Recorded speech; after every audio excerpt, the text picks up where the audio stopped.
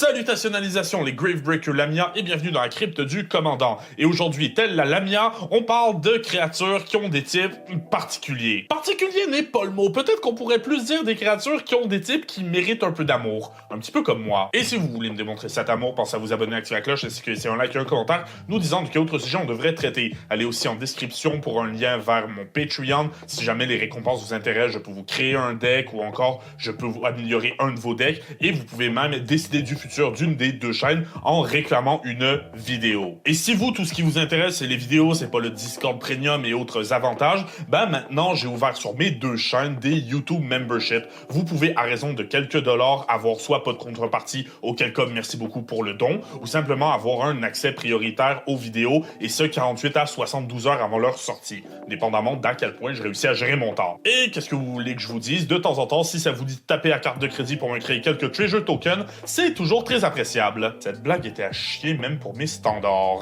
Vous pouvez aussi nous rejoindre sur Twitch, je stream relativement régulièrement, ainsi que rejoindre justement le Discord et aller me suivre sur Instagram si jamais ça vous intéresse de voir un petit peu sur quoi je travaille, et ça reste deux très bonnes façons d'interagir avec moi si besoin est. Mais bref, commençons par une petite histoire. Tout commence dans les lointaines contrées de Cardium au Texas, là où un savant fou tente une expérience, créer une menace, un véritable diable déguisé en créature inoffensive. Suite à ça, l'homme voulant jouer à Dieu se retourne et réalise ce qu'il a fait. Wizards of the Coast a imprimé Chatterfang et aujourd'hui, les écureuils font très peur. Chatterfang, c'est le genre de commandant qui te fait dire « Ouais, mais c'est que des écureuils. » Oh non, c'est pas que des écureuils, c'est des millions d'écureuils qui viennent toutes pour te bouffer chaque centimètre carré de ta peau. Clairement, dites-le avec moi, mais c'est une blague qui est partie trop loin. C'est là que je me suis assis, j'ai réfléchi, je me suis dit « Hey! J'aime ça, les blagues qui vont trop loin. » C'est là où j'ai aussi réalisé que j'en ai marre de toujours affronter les mêmes decks, les dragons, les anges, les démons et somehow les écureuils. Va falloir un peu de variété. Bref, soyez sûr de vous abonner, d'activer la cloche ainsi que de laisser un like et un commentaire. Aujourd'hui, je vous offre 10 types de créatures qui ont besoin de support. En numéro 1, prenez vos serviettes de plage, vos gilets de sauvetage et les lunettes de plongée sans lesquelles vous ne vouliez pas aller même à la piscine municipale parce qu'on parle des poissons. Si je vous dis les decks océans, il y en a plusieurs genres, vous me demanderez probablement de quoi je veux parler. Et ben, c'est pas simple. On a premièrement par exemple les decks Merfolk qui à mon sens sont parfaitement la représentation de ce qui se passe quand le contrôle et l'aggro font un enfant bâtard et cet enfant bâtard sort des profondeurs de l'enfer. Et dépendant des méta et des sorties en général et surtout dépendant du format, les Merfolk, ils ont toujours été soit extrêmement forts, soit passables. Mais c'est pas quelque chose qu'on peut dire de leurs counterparts qui sont un petit peu plus gros et plus menaçants, les Kraken. Ironiquement, les decks de Kraken, c'est pas vraiment des decks de Kraken. Généralement, ça joue des Kraken, des Serpents, des Léviathans et des Octopus, regroupant ces 4 créatures dans un seul et même pseudotype, que les communautés, ou du moins nous ici en Estrie, on a fini par appeler les decks d'océan. C'est des decks qui vont avoir tendance à contrôler, à être sur la défensive, et quand ils le peuvent, à ramper, le tout jusqu'à sortir des grosses patates qui te two-shot. C'est donc la terreur des profondeurs, et même si ça bat un petit peu de l'aile, ça reste jouable en bracket 1-2 et peut-être en bracket 3 si t'es chanceux. Ce qui n'est pas le cas pour les poissons, alors que c'est dommage parce qu'il y a plein de cartes qui peuvent être relativement intéressantes. Breaching Hippocamp te permet d'un-tap une autre créature. On a déjà vu dans une autre vidéo à quel point ça peut être dangereux. Fleet Swallower fait 1000 un adversaire de la moitié de sa librairie à chaque attaque, et le Mindseeker te permet de jouer un instant aux sorceries depuis le graveyard d'un adversaire. Il faut pas oublier que poisson en tant que tel, ben c'est très large comme type, comme iconographie, parce qu'un poisson, ça peut être le poisson rouge que t'as laissé crever à l'âge de 8 ans, comme le grand requin blanc qui peut peser jusqu'à 4 tonnes. À ça, Wizard répond « Oh wait, les requins sont un type à part. Ça, c'est un poisson. Ça, c'est un poisson qui n'est pas un poisson. Wizard, Charles Darwin voudrait vous dire 2 mots. » Et là, les fans hardcore de la chaîne principale le savent, c'est un running gag. J'ai une peur bleue des requins, vous vous dites pas que je me plie pas en 4 pour illustrer la vidéo. Donc, vous continuez, et pendant ce temps-là, moi, je vais changer de pantalon. Revenons aux poissons, chez les légendaires, on est aussi assez en reste. Dans l'extension Avatar, on a les droits à Tui and La, qui vont faire piger quand ils tapent et deviennent plus forts quand ils untapent, mais on a aussi Morska qui dit « Tu n'as plus de maximum end size, tu investigate, donc tu crées un clue token au début de ton upkeep. ce qui va finir par aider le troisième effet de Mosca. Il obtient 2+1/+1 quand tu piges ta deuxième carte du tour. Finalement, on a Éluge qui dit pour 4, son power et sa toughness sont égales au nombre d'îles que vous contrôlez. Quand il attaque, vous entrez un float counter sur un land et le transformez en île. Là où le premier instant sorcerie que vous lancez coûte 1 de moins pour chaque land avec un float counter que vous contrôlez. Là, je sais pas si vous voyez le problème, mais des 3 commandants que je vous ai montrés, ben, les 3 ont 0 synergie avec les poissons, ce qui est quand même relativement dommage. Nombreux sont les poissons qui synergisent avec le fait de piocher des cartes ou de taper des permanents, sans parler de Deep Glow Skate qui double les compteurs sur un permanent ou Abolette qui copie les ETB ennemis. Bref, vous l'avez compris, les poissons c'est surtout un type de support qui va remplir ta main, qui va aider à te donner des ressources, qui va contrôler le board, voire qui va venir alimenter des synergies déjà préexistantes, sans eux-mêmes avoir de vraies synergies. Sur les 52 poissons du jeu, déjà c'est pas beaucoup, on a que 3 légendaires qui ne viennent même pas alimenter la synergie inexistante de ces poissons. Ce qui est vraiment dommage dans le sens où est-ce qu'on l'a vu, il y a certains poissons qui ont des effets relativement intéressants. Et comme les poissons, j'ai remarqué que c'est beaucoup des triggered ability, des effets déclenchés, ben on peut penser peut-être à dans le Sultai, un poisson qui double les trigger ability des poissons. Vous dites c'est surpuissant? Non, il y a 52 poissons dans le jeu et je veux dire, ben si à ça c'est trop puissant, Yarok c'est une machine de destruction. Et puis, ben, je le vois pas souvent à mon local game store, on va dire ça comme ça. Surtout qu'il y a à peu près la moitié des poissons qui ont vraiment un trigger d'ability dans le jeu. Et là, je te parle même pas des 2-3 randoms qui vont me demander de jouer du rouge, par exemple. Ça, c'est sans parler du fait que c'est pas toutes les triggers d'ability qui sont intéressantes. Donc moi, je te le dis, tu m'imprimes un commandant qui a une bonne trigger d'ability, qui synergise avec les triggers d'ability des poissons, et tu m'imprimes des poissons qui en ont des meilleurs. Un nouveau commandant, des créatures non légendaires, et peut-être 2 ou 3 bonnes idées, bonnes synergies chez les enchantements, voir les instants sorcery spell. À la limite, faites des tokens poissons. Moi, je veux pouvoir lancer un goldfish à la face de quelqu'un. Monter à cheval, est-ce que ça vous dit? Ben, on va commencer par adresser l'éléphant dans la pièce, ou l'équidé dans l'écurie dans ce cas-ci. Crested Sunmare dit pour 5 dans le blanc, les chevaux que vous contrôlez sont indestructibles. À la fin de votre tour, vous créez un cheval si vous avez gagné de la vie ce tour-ci. Quelle carte magnifique! Elle a tout ce qu'un commandant devrait avoir. Pas trop cher, un indicateur sur le thème, sur les synergies. Mais c'est pas une créature légendaire. Bon ben c'est génial! C'est pas grave, on va la jouer dans nos 99, c'est quoi notre option sinon? Kelef, Sunmare Familiar, qui dit que quand un commandant que vous contrôlez attaque, vous mettez un 1-1 dessus, et il a partner, littéralement sa seule utilité, c'est de booster un partenaire plus puissant et plus dangereux. Nos autres options, ça va être Calamity, qui va demander d'être saddled, ça veut dire que vous pouvez le monter pour créer une copie. Build de Pony, qui crée 2 food tokens en entrant sur le battlefield, il peut en sacrifier un pour faire qu'une créature assigne du dommage équivalent à sa toughness plutôt qu'à sa force. Très bon sur papier, mais pas excellent en tant que commandant. Shadowfax Lord of Horse, qui donne haste à tous nos chevaux, et qui peut mettre une créature de votre main en attaquant. Excava de Risen Pass, qu'on vient de voir arriver dans Strix 7, qui a Flying Haste. À chaque fois qu'il attaque, vous retournez un artefact, créature ou non aura enchantement de mana value 3 ou moins depuis le graveyard sur le battlefield, avec un compteur finalité dessus, et c'est un 1-1 spirit créature avec Flying en addition à son autre type. Shadowfax me semble être la meilleure option, et c'est ça qui est triste, c'est que t'as une option ou deux très utiles en commandant, et le reste, bah c'est moyen. Le tout dans un deck Boros. Boros, j'ai déjà dit ce que j'en pense, je trouve que ça manque d'interaction avec le stack, et que de manière générale, c'est la couleur qui traîne un peu de la patte en Commander. Et ça, ce que ça implique, c'est que si tu veux jouer un deck tribal cheval avec un cheval comme commandant, ben tu t'assois sur 3 des 5 couleurs, 3 autres couleurs où il peut y avoir des chevaux. En fait, ce que je trouve vraiment dommage chez les chevaux, c'est pas juste qu'il n'y a pas de créatures intéressantes qui synergisent très bien avec, c'est le fait que il n'y a pas la mécanique propre qui est marquée dans le ciel, saddle. Ce serait sympathique, un commandant qui te permet de saddle n'importe quoi, ou du moins n'importe quel cheval, et te permettre d'avoir un petit bonus quand tu te fais monter. Pourquoi vous riez? Je veux dire, littéralement, pensez-y, les chevaux sont connus pour 3 trucs. Bouffer, chier et l'équitation. Là, t'as littéralement une mécanique qui s'appelle Saddled et il y a 0 entourage dessus. Et il y a 0 entourage autour des chevaux en plus. Wizards of the Coast, on délaisse même les promesses de gameplay qui s'écrivent toutes seules.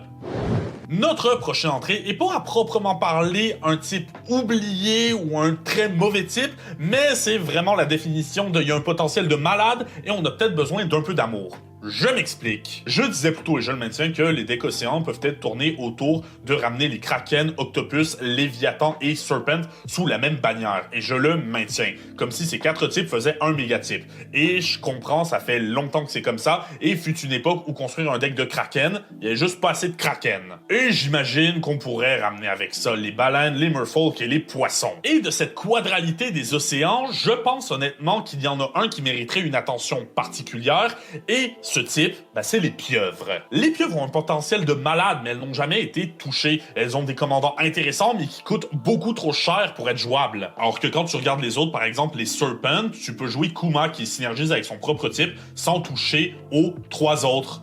2 fois. Là où les Kraken et les Léviathans, c'est connu pour de base frapper très très fort et avoir une certaine notion de contrôle. Il y a vraiment les Octopus qui sont juste là pour être là. Déjà que les 3 autres à niveau plus avancé, c'est pas hyper intéressant, là t'es le bottom du moyen. C'est triste! Là où c'est quand même drôle parce qu'il y a des pieuvres qui ont des effets au moins divertissants. Par exemple, une relique Krasis à Trample et quand elle attaque, vous pouvez avoir la power et toughness de n'importe quelle autre créature devenir XX, X étant le pouvoir de Krasis. Elle a aussi Adapt 3 pouvant la monter à 7-7 et donc votre autre créature à 7. C'est le genre de truc qui synergise bien avec les +1/+1, on est dans le Simic donc c'est relativement faisable. Mesmerizing Bentide qui crée des jetons qui permettent de stun l'adversaire. Les pieuvres, sur moi, ça devrait tout le temps être ça. Ça devrait être quelque chose qui contrôle, qui tape fort et qui va te permettre de lock la game pour pouvoir finir tout le monde. Je pense par exemple à Orthos 8-8 pour 8 qui dit quand il attaque, vous pouvez payer 8 et stun 8 permanents. Ça fait peur, c'est impressionnant. Le seul problème, c'est que l'Orthos, c'est extrêmement lent et que personne va jamais te laisser payer les 8. Là où quand tu joues du bleu, t'essayes de te garder un peu de mana open à la fin de ton tour pour l'éventuel counter spell, pour les sorts qui vont venir frapper ta stratégie. Même chose avec Marvel Deep Operative qui fait un clash quand il attaque et si vous gagnez le clash, vous pouvez lancer un sort de mana 8 ou moins depuis votre main gratuitement. Les decks de pieuvres, donc on a peut-être besoin d'un nouveau commandant, on a peut-être besoin de nouvelles stratégies, mais je pense que ça devrait taper fort, ça devrait contrôler et ça devrait cheat to play les grosses créatures. De quoi rappeler que Simic est un des top dogs de sa catégorie et peut-être de permettre aux mono bleus de faire un grand retour sur les devants de la scène. Dans l'univers Elder Scrolls, on a les Argoniens, fascinants et sous-cotés, et on a leur équivalent dans Magic, les Vachino. Le wiki officiel de Magic définit les Vachino comme une créature alignée sur le rouge, obsolète. C'est pas très gentil, ça. Pourtant, il y avait de quoi faire, c'est oui, principalement rouge, il y a des Vachino qui vont chercher dans le vert ou dans le blanc, et on va le voir un peu plus tard, mais dans le noir aussi. On parle souvent de petites créatures capables de détruire des artefacts, souvent de haste, bref, c'est un peu le couteau suisse des decks de petites et moyennes créatures.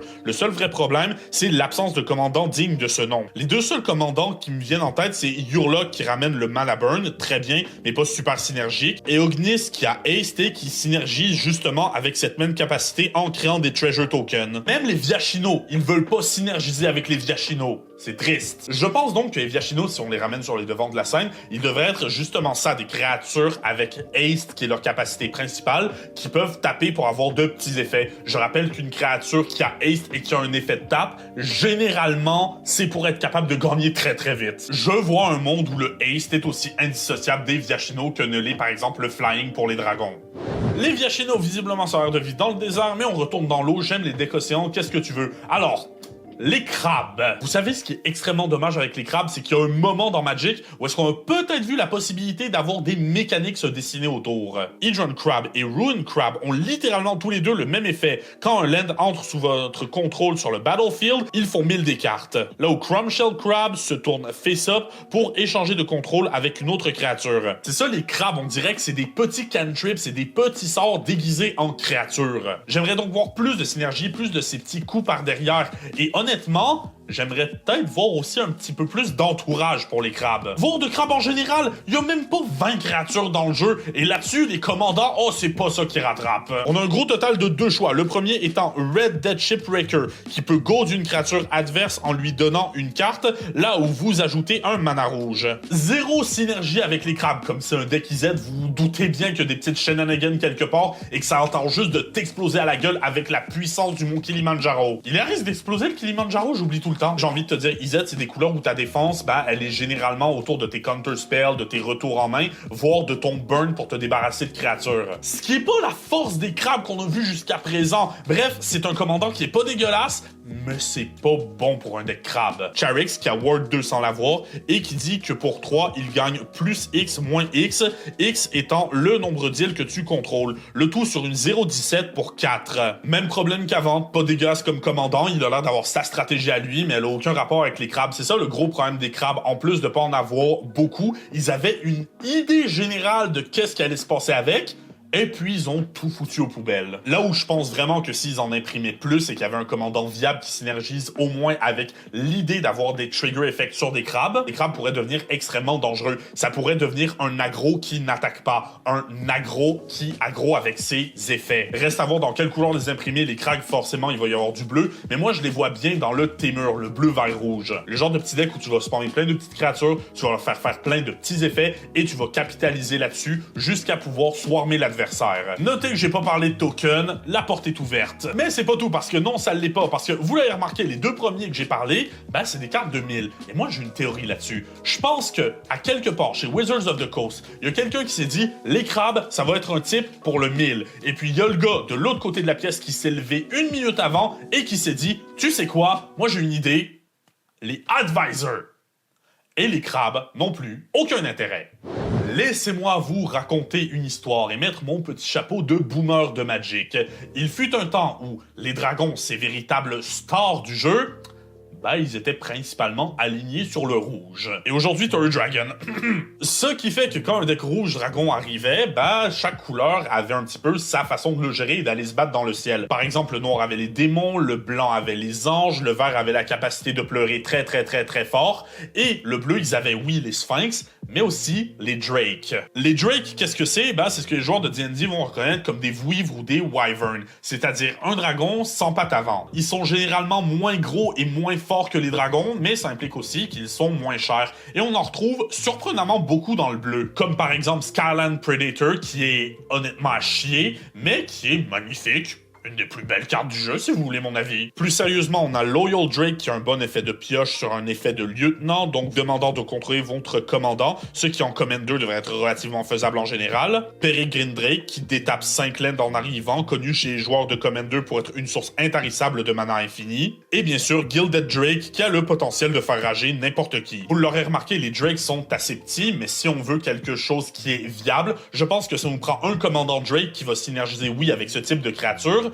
mais aussi et surtout avec le fait de les jouer en tandem avec les instants sorceries. Parce que oui, fouillez-moi pourquoi, mais dans le IZ, on a des Drake qui sont pas dégueulasses quand tu veux Spellspling. Ou encore notre Merfolk Preferatus qui n'a jamais donné d'envie de meurtre à qui que ce soit, Talrand de Sky Summoner qui crée un 2-2 Drake à chaque fois que vous jouez un instant sorcery spell. Ne peut-on donc pas imaginer d'imprimer de nouveaux Drake, certains qui peuvent réduire les coûts d'instant sorcery spell, certains qui peuvent récupérer des instants sorcery depuis le cimetière, certains qui leur donnent flashback, voire certains qui peuvent aller en chercher directement dans le deck. Typiquement, le genre de carte que tu vas te dire ce serait à chier si c'était sur un instant ou sorcery spell, mais le fait que ce soit une créature, que tu puisses la résurrecte, que tu puisses la blink, c'est ce qui va les rendre puissantes. Le tout dirigé par un commandant qui nous récompenserait pour jouer ces Drake, qui pourrait par exemple dire que les Drake coûtent 1 mois à lancer ou qui nous donnerait une carte supplémentaire à chaque fois qu'on en joue un. Bref, les Drake, s'ils deviennent un jour jouables, peut-être pourrait-il être la preuve que plus petit ne veut pas forcément dire plus faible. Vous savez ce qui est encore mieux que taper sur plus fort que moi? Taper sur plus faible que moi. Et ça, notre prochain type de créature en fait sa spécialité. Les géants sont un staple de la mythologie, des histoires fantastiques et, croyez-le ou non, de Magic. Les titans sont probablement le cycle le plus iconique de Magic dans les 20 dernières années. Et ce sont tous des géants. On a tendance à l'oublier. Là où c'est quand même ironique parce qu'on a tendance à jouer ces créatures pour leurs effets et non pour leur type. Le type géant étant juste mauvais. C'est la même chose avec Flash, Kroxa et Uro. 3 géants qui ont des très bons effets, mais clairement, tu les joues pas pour ce qui a marqué dans la catégorie type. Tu les joues parce que eux-mêmes, ils sont des grosses menaces. Ce que je veux dire, c'est que les géants de Magic, les bons géants même, ils ont tous le même problème. Ça pourrait être des poulets, que ça changerait absolument rien. Un des commandants les plus iconiques de l'histoire de Magic, Oloro, c'est un géant soldat, et on le joue live game, on le joue Pillow Fort. Les géants, tu t'assois dessus. Et le commandant le plus joué pour un deck type de géant, le top dog de sa catégorie, c'est Igor de Freezing Flame. Parce que c'est le seul qui mentionne les géants! Et même Igor, il dit que quand du dommage d'excès est fait à un Planeswalker ou à une créature adverse, si un géant, un sorcier ou un sort que tu contrôles lui a fait du dégât, tu piges. Te fous pas de ma gueule, personne joue géant avec ça, tu le joues Spellslinger? C'est tellement horrible quand tu penses, les géants, ils ont un commandant jouable qui synergise mieux avec les non-géants! Vous voulez la preuve de ce que j'avance? Si vous vous demandez si un type de créature a besoin d'entourage, vous allez sur EDH Rec, vous regardez les top commanders pour le type, et s'il y a More Fun dedans et que vous n'êtes pas en train de bâtir un deck d'elfes 5 couleurs, c'est qu'il manque probablement d'entourage. Et si vous êtes là pour les elfes 5 couleurs, on se revoit en enfer. Plus sérieusement, les géants, on les trouve principalement dans les decks qui synergisent avec des grosses créatures, les decks qui tapent fort, qui font du gros dégâts, et on revient à ça, c'est que de construire un deck de géants, c'est une limitation dont t'as pas besoin. Dans le sens que si t'as un deck de grosses créatures et que tu te dis, moi je vais mettre que des géants, ça fonctionne, mais t'as beaucoup d'autres grosses créatures qui ne sont pas des géants, qui pourraient fonctionner beaucoup mieux. Tu pourrais faire le même reproche aux démons, j'en ai déjà parlé, les démons manquent un petit peu de synergie les uns envers les autres, mais au moins eux, ils ont une ligne directrice pour les effets. Au moins, les démons, de manière générale, quand tu as plusieurs sur le board, tu sais que ça va faire mal parce qu'ils ont une idée générale de ce qu'un deck de démons devrait faire. Les géants n'ont même pas ça. Ce qui manquerait aux géants, ce serait selon moi, pas seulement une mécanique propre, mais un keyword. Un keyword créé expressément pour eux qui leur permettrait de devenir beaucoup plus puissants. Évidemment, on pense à Reach parce qu'ils sont grands, on pense à Trample parce qu'ils sont forts, mais j'ai pas réussi à trouver quelque chose.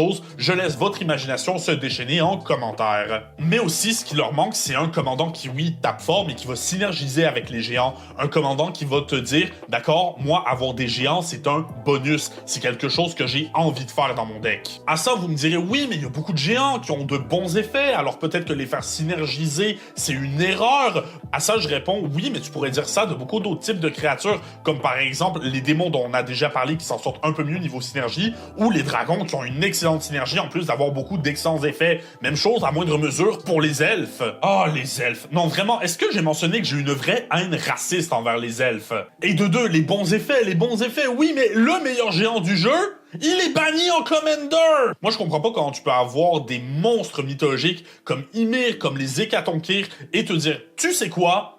En faire un deck complet autour? Non.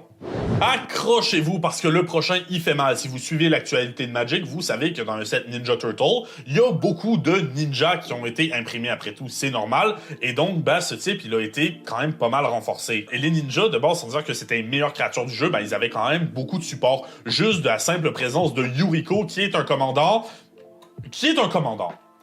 Jouez à une table contre un Yuriko pour la première fois et vous m'en donnerez des nouvelles. Là où leurs rivaux, les samouraïs, ils ont toujours eu la short end of the stick, comme on dit. C'est un petit peu le même problème que les géants, les samouraïs, c'est que, ils manquent de synergie et surtout, ils manquent d'un bon commandant qui te fait dire, moi, je veux jouer des samouraïs. Les commandants intéressants chez les samouraïs que j'ai trouvé, on a Rairu qui vous donne une phase de combat supplémentaire si un samouraï ou un guerrier attaque seul. C'est donc plus quelque chose qu'on va retrouver dans les decks Voltron ou dans les decks qui se permettent d'avoir des bonnes triggers de connect. Là où l'ironie étant que oui, le commandant pour les decks de samouraï le plus joué, c'est un samouraï, mais c'est Isshin Two Heavens at Once!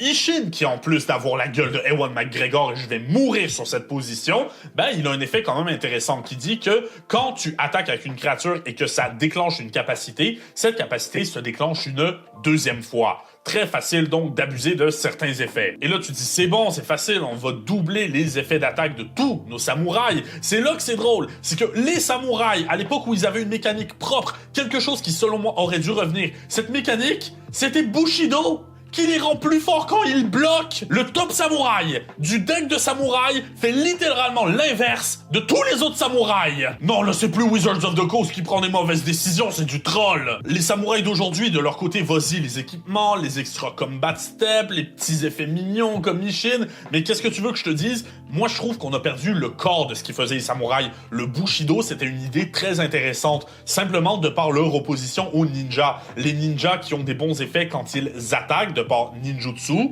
et les samouraïs, eux, c'est quand ils bloquent. On avait vraiment les deux clans rivaux. J'aimerais donc un commandant qui synergise avec le Bushido, et je pense même qu'il devrait rester dans les couleurs Naya. Comme ça, littéralement, t'aurais encore une fois les ninjas qui sont principalement alignés sur le Dimir, et les samouraïs qui sont principalement alignés sur les trois autres couleurs. Le Naya défensif d'un côté, le Dimir offensif de l'autre. C'est comme ça que je vois leur rivalité se dessiner. Là, aujourd'hui, il n'y a plus vraiment de rivalité. Si tu me dis que tu préfères jouer samouraï par-dessus ninja, je vais vais te demander très fort de m'expliquer pourquoi. On peut imaginer plein d'effets intéressants, comme par exemple des commandants qui disent que quand un samouraï entre en jeu, il met un +1/+1 sur un autre samouraï équivalent à son niveau de Bushido. On pourrait peut-être même imaginer que quand un samouraï attaque, il fait 1 de dégâts par niveau de Bushido. Voire créer des tokens 1-1 samouraï qui ont Bushido X, X étant le nombre de samouraïs que tu contrôles. Parce que oui, encore une fois, on parle de Naya. Si tu veux jouer du Naya, prends le token.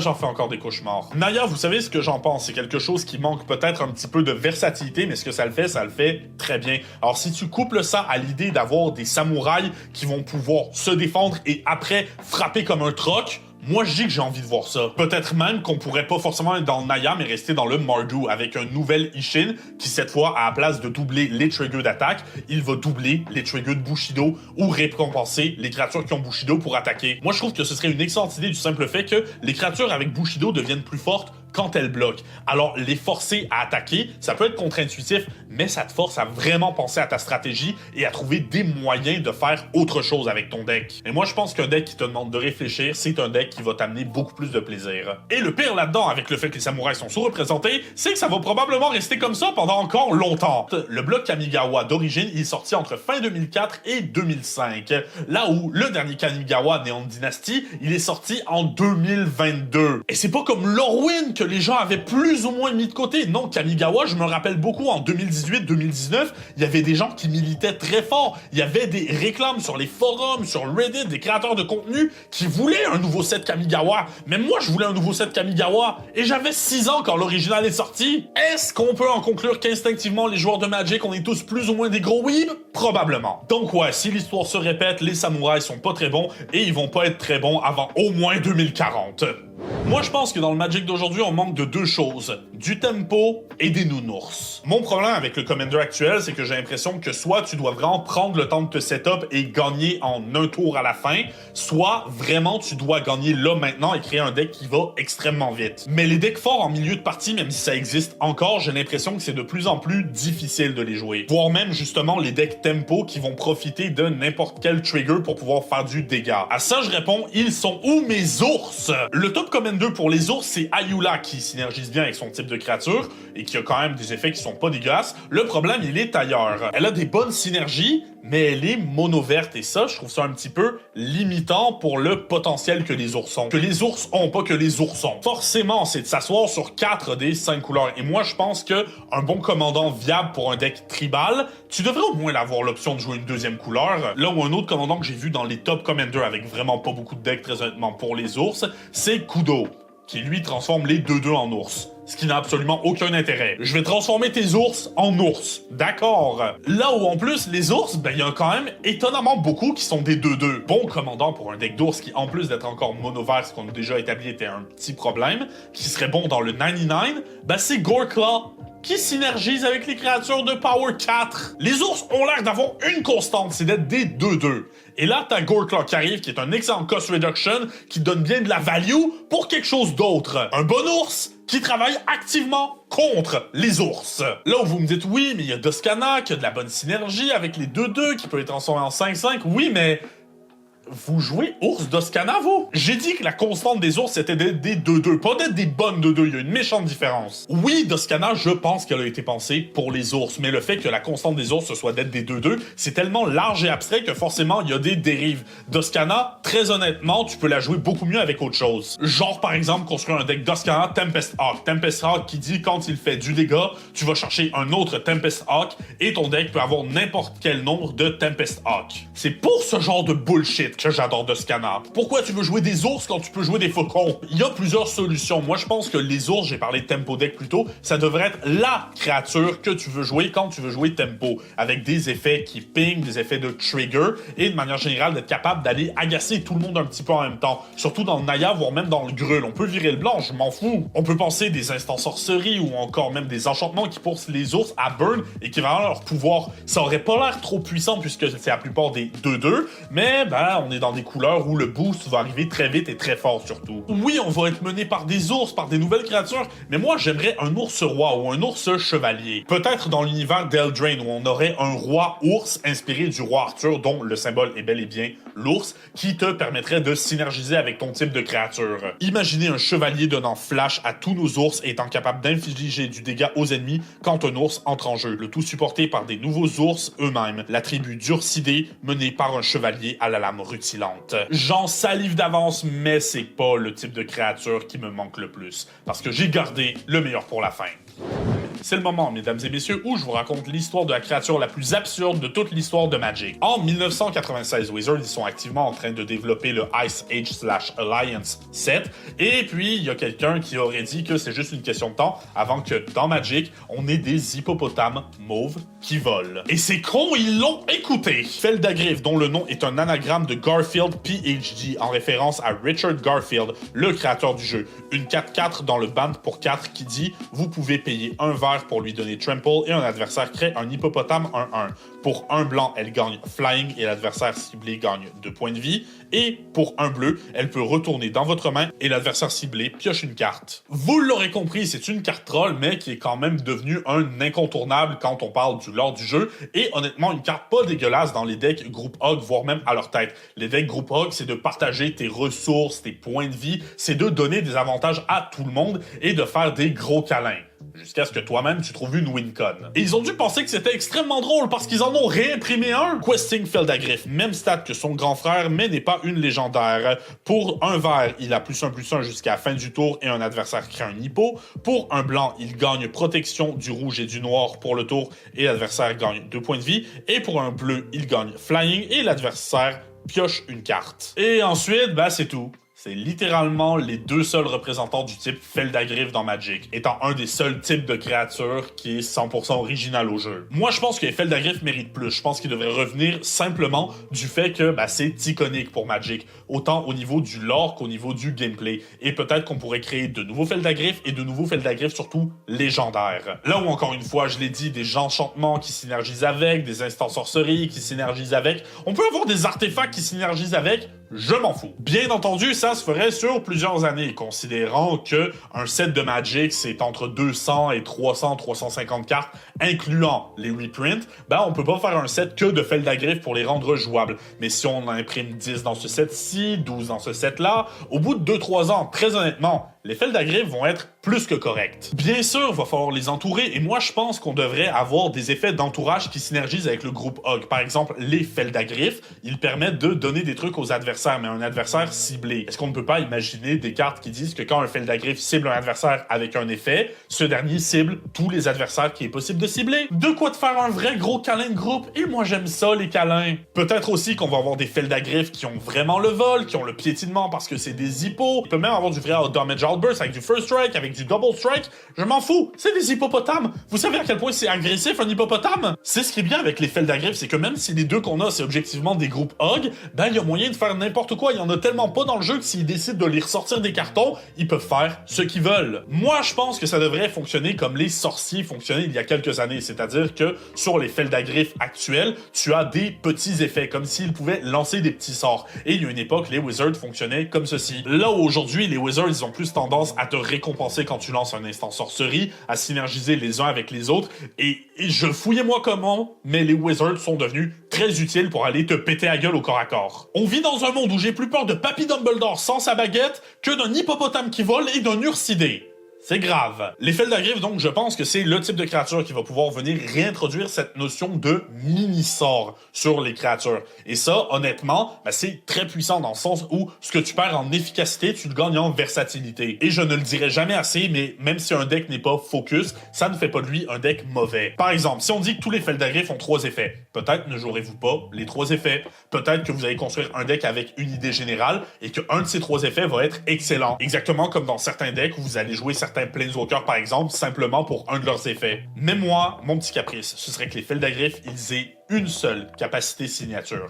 Une capacité que j'ai appelée Ability Storm. Une habilité qui va fonctionner comme le Storm, mais plutôt sur les habilités actives. Quand une capacité avec Ability Storm va être déclenchée par le propriétaire de la carte, elle va se copier pour toutes les autres habilités qui ont été castées avant. Celle-ci ne comptant donc pas. Donc tu peux pas par exemple spammer la même habilité en boucle et te dire que ça va aller de manière exponentielle. C'est clair qu'il va y avoir de l'abus là-dessus. De quoi rendre les mini-capacités des Feldagriffe redoutables. Et je sais, ça fonctionne plus ou moins avec les capacités des Feldagriffe actuelles, mais on se rappelle, on parle de possibilités et de nouvelles cartes. Là où un commandant viable chez Feldagriffe pourrait synergiser avec ces derniers ou simplement donner Ability Storm aux habilités de certains Feldagriffe. Et quoi qu'il en soit, moi mon deck d'hippopotame rose qui vole, je le veux. Mais vous mes amis, c'est quoi le type de carte que vous sentez est sous-représenté dans Magic? Expliquez-moi en détail pourquoi, et tant qu'à être là, pourquoi ne pas vous abonner, activer la cloche, ainsi que laisser un like et un commentaire nous disant de quel autre sujet on devrait traiter avant d'aller voir notre Patreon ou de signer pour les YouTube Membership si les vidéos en avance, ça vous intéresse. Vous pouvez cliquer ici pour notre dernière vidéo ou vous pouvez cliquer juste là pour plus de Magic. Sur ce, je vous laisse et je vous verrai la prochaine fois à notre table